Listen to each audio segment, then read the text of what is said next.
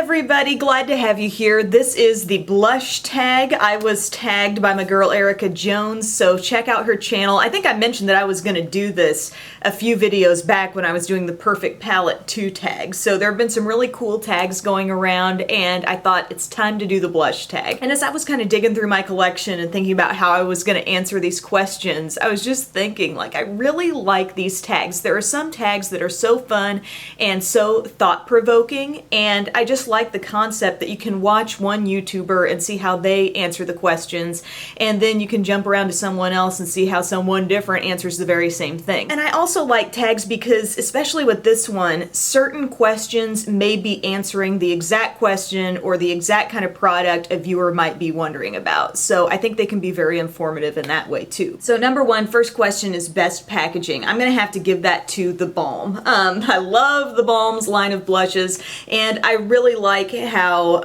each blush kind of takes on its own personality. So you've got Hot Mama, it looks like this. Frat Boy has its own kind of look. I love that there's a little bit of a retro twist to a lot of their concepts. And then I really like the whole line of in-stain blushes that kind of looked like the covers of magazines. So there's that, and then the more I looked through my collection, I didn't want to leave out Milani's rose blushes. And this might not be so much of a packaging thing, but just a design of the blush itself. But I mean, does it get more gorgeous than that?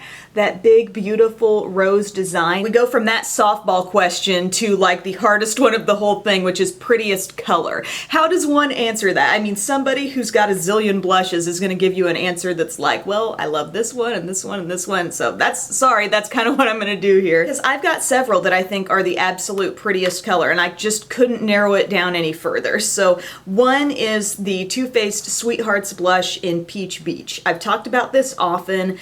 This was one of those blushes that when I first got it, I thought it's going to be too understated. It's just going to be, you know, a glittery highlight on the cheeks. But I love using these two shades together kind of as a blush, and this is the highlight. So it's sort of a two-in-one little blush thing there. But these are gorgeous. They offer so much life to the cheeks without being a really bold color. Then I've got another color that I just think, for whatever reason, it really looks good on my skin tone. Whenever I wear this, I kind of like am taken aback by how beautiful it is. And it's this Estee Lauder blush in the color Wild Sunset. Look at that shade. It's coral, but it's kind of deep. Just got that little bit of shimmer going on in there. I think that's a gorgeous shade, but I can't stop there because I have to mention just a general tone of blush that I think looks so vibrant and so pretty on so many people. And it's not because the color literally looks like exactly what you see in the pan, but it shears out to be just the freshest, most kind of sun-kissed, unexpectedly sun-kissed look. And I'm talking about any blush that might be bright pink like this. This is e.l.f.'s Pink Passion. Any blush that you see on the market that looks almost like a hot pink but kind of light, but just one general color that you might not instantly think to reach for that always looks great, think of the hot pinks. For most pigmented, this was a pretty easy one. I'm going with kind of a more recent find in my collection, and it's the City Color Intense Blush Quads, particularly the collection 1 and 2. I have all 4 of them, and the other 2 in this line are a little bit lighter. You know, one's very peachy, one's got, you know, maybe more wearable light pinks, but these are so bold. Like this color right here, it's just such a loud, vibrant shade. If you're gonna wear that, you're going to like just barely tap your brush into it. On a totally different like color tone playing field, you've got these more orangey shades here in the collection too. So I love those. They really are a lot of bang for your buck. And now my hands just got really messy after that. Number 4 is Everyday Blush. And I'm gonna take this question very literally and say you could get away with wearing this blush every day with any lip color, any eye look going on, and it would just really complement the look without detracting from anything else on your face. So I think it's Benefit Dallas. And this is a newly rediscovered thing. I rediscover this blush on like a, I don't know, couple times a year basis. I don't know what it is. I think maybe it's the packaging, like the way it's kind of situated in my collection. It's not always right out there where I'm reaching for it all the time, but it looks so blah. Like you glance at that and you think, okay, what is that? But I was wearing this in a recent video video, and it's just like a little bit of depth, a little bit of dusty, plummy goodness going on the cheek. Sometimes I'll pair it with another blush and just wear it a little bit lower on the cheek. I'm not wearing it today, but that is kind of a way I like to do it, and then pop something else on the apple of the cheek. But even just worn alone, such a good, as this question says, everyday blush. It's definitely more on the neutral side of things, has a little bit of a satiny finish to it, but I think that is a beautiful blush and kind of underrated in the whole scheme of blushes. And one that's kind of like that is that Milani Romantic Rose that I mentioned toward the start of the video. Number 5 is Party Blush, and this could go in a lot of different directions, but I think when I think about if I'm gonna do a makeup look for a party type occasion, I'm probably gonna do a pretty strong eye, because then I think I can do a softer lip that's not gonna need to be worried about and touched up as much, and as a result my blush will probably be not too loud either. So I am actually wearing my Party Blush for this video. Number 1, because I thought it suited this eye look really well, and number 2, it's a really hard blush to describe, so here you can just see it on and see what I'm talking about. But it's Too Faced Pink Leopard, and so if I've got a smoky type eye look, big lashes, you know, just a big eye look going on, I may not want as loud or as colorful of a blush on the cheeks. And so this is Pinky Bronze. And you might be like, what color is that? What does she mean by that? There are kind of brighter, fresh pink pops in this blush mixed in with bronzer type colors.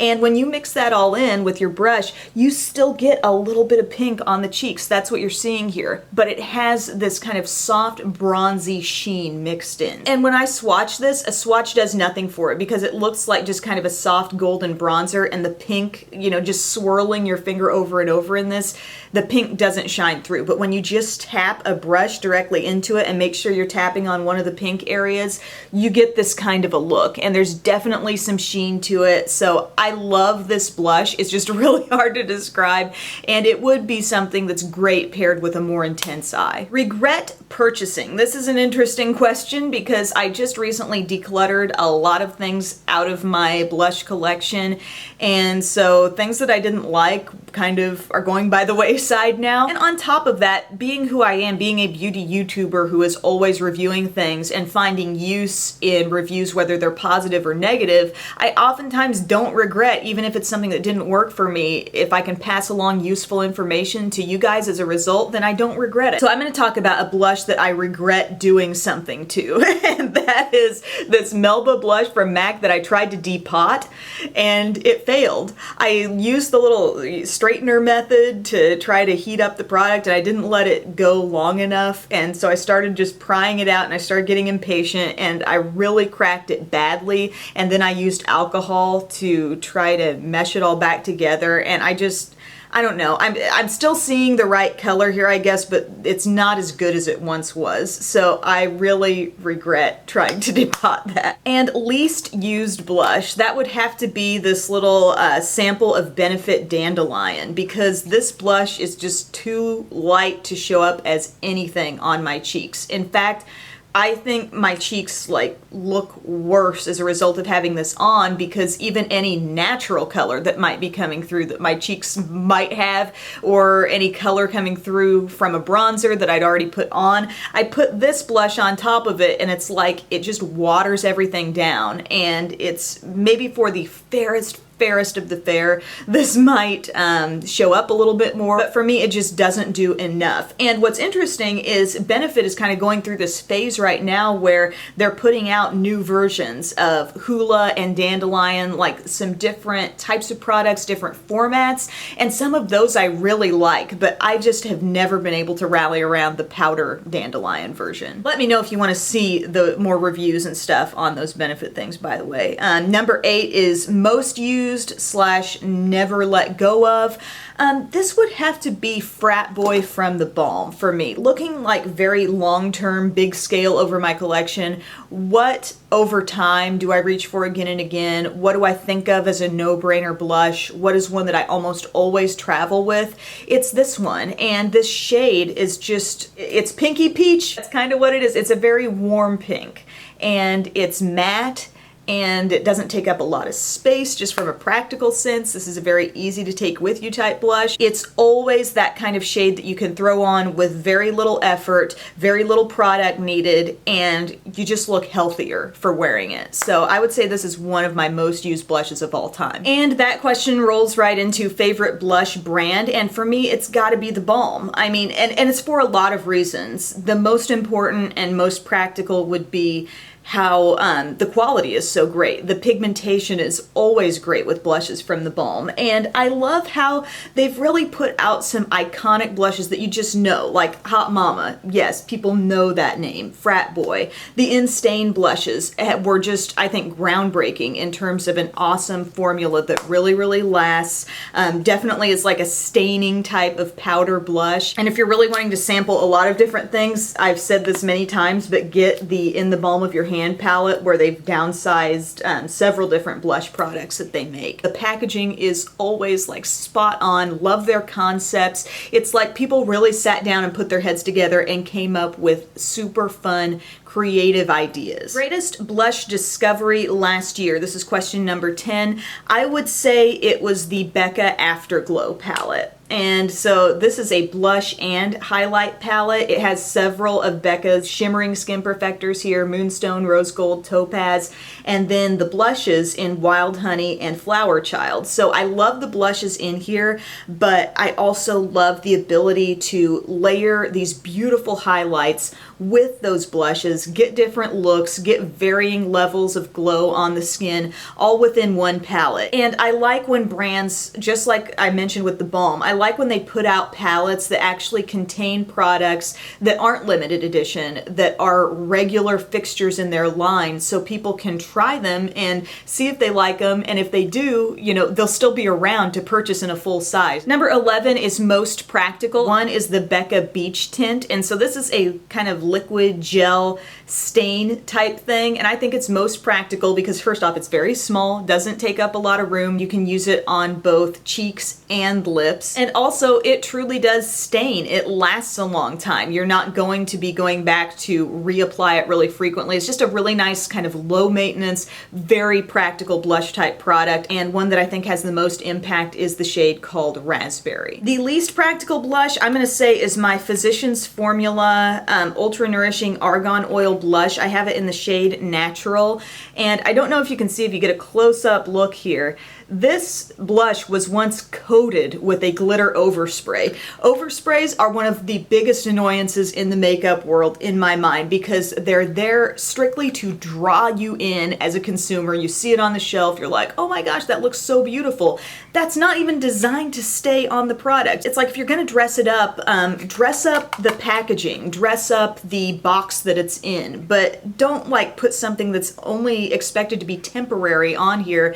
And that's also really annoying. Like the glittery flecks, I still have some here. I made an effort to rub a lot of it off, but I can't think of anything less practical than putting a temporary glittery sheen on top of a product that's not even meant to be there for the long haul. I just don't get it. My most expensive blush, I wasn't quite sure. One that I know was on the high end was my Estee Lauder limited edition Mad Men collection blush.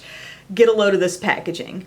Is that not just amazing? This compact, I love everything about it. The shade is called Light Show in here. It's a really pretty blush. I've used it minimally because I'm just like that with blushes that I think are really expensive or really special. It's like, I don't know, I want to preserve it. I will never get rid of this, first off, because just for the beauty of the packaging, it's gonna stay. Least expensive, I don't think I've spent less than $1 on a blush, unless I got something through some kind of sale, but one blush that I did get for $1 was from that Shop Miss A website, which everything's $1 on there, and this blush called Malibu Glitz. And it just says blusher on the back. I can't remember what shade this is, but it's actually a really pretty, very pigmented blush right there. It's kind of a deep rosy shade, and yeah, that was only $1. But this always cracks me up. I think of the name like Malibu Glitz. It's either, you know, something from the 80s, or it's like the brand of makeup Barbie would have used, or something like that. Now, there was a special request when I mentioned that I was going to do this tag in the Perfect Palette 2 video.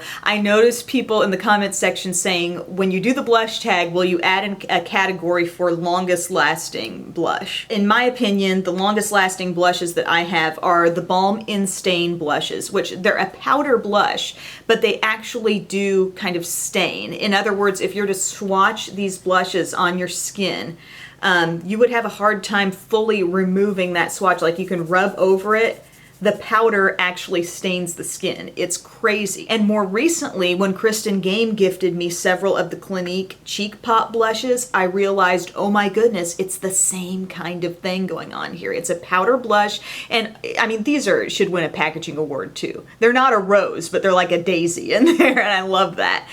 This is the Cola Pop shade. I like the berry one. I have kind of a peachy coral one too.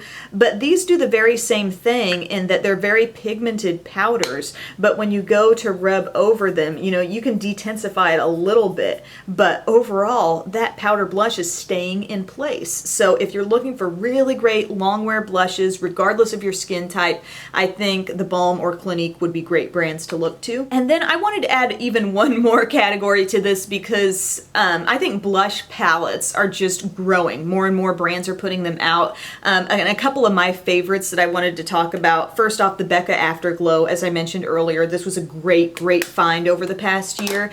But another awesome blush palette that I'm loving, and actually a whole line of blush palettes that I think are really good, are from Makeup Revolution. I've got like the Hot Spice, the Sugar and Spice. I think those are really good.